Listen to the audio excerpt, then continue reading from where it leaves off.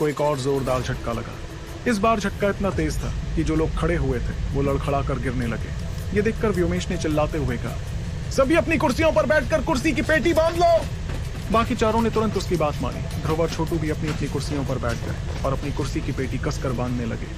बैठने के बाद जब उनकी नजर अंतरिक्ष के उस हिस्से पर पड़ी तो उन्हें देखा कि भले ही वहां का नजारा बड़ा ही खूबसूरत था, लेकिन जो चीज उस खूबसूरती की वजह थी वही फिलहाल थोड़े खतरे की वजह भी बन गई थी। चारों ओर बैंगनी और नीले रंग के विशाल बादल दिख रहे थे, जिनके बीच से गुजरना बेहद खतरनाक था।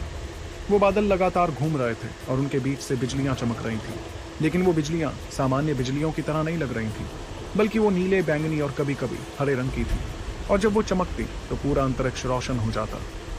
एक पल बाद व्योमेश के चेहरे की परेशानी और ज्यादा बढ़ गई, जिसके साथ उसने कहा, ये तो व्योम आंधी है। ऐसी आंधियां हजारों सालों में एक बार आती हैं, इन्हें आज ही क्यों आना था। ये सुनते ही छोटू ने घबराकर उससे पूछा, व्योमेश, क्या हम इस आंधी के बीच में फंस गए? तो फिर इससे बाहर कैसे निकला जाए? मगर उसका सवाल सुनकर भी व्योमेश ने कुछ नहीं कहा। वो तो बस जहाज को संभालने की कोशिश में लगा रहा। उसके हाथ तेजी से यहाँ वहां जा रहे थे और उसका माथा पसीने से भीग गया। लेकिन वो जहाज तो अब और जोर से कांपने लगा था। बाहर दिखते अंतरिक्ष के बादल अब बहुत करीब आ गए थे और उनकी शक्तियां जहाज को हर तरफ से खींच रही थी। इस खिंचाव के चलते ही कभी वो जहाज बाईं ओर झुक जाता तो कभी दाईं ओर। तब ध्रुव से रहा नहीं गया और उसने भारी आवाज में पूछा, व्योमेश, हम इससे बाहर निकल सकते हैं क्या? जहाज अब बहुत जोर से आवाज करने लगा था, जिस वजह से सभी काफी घबरा गए।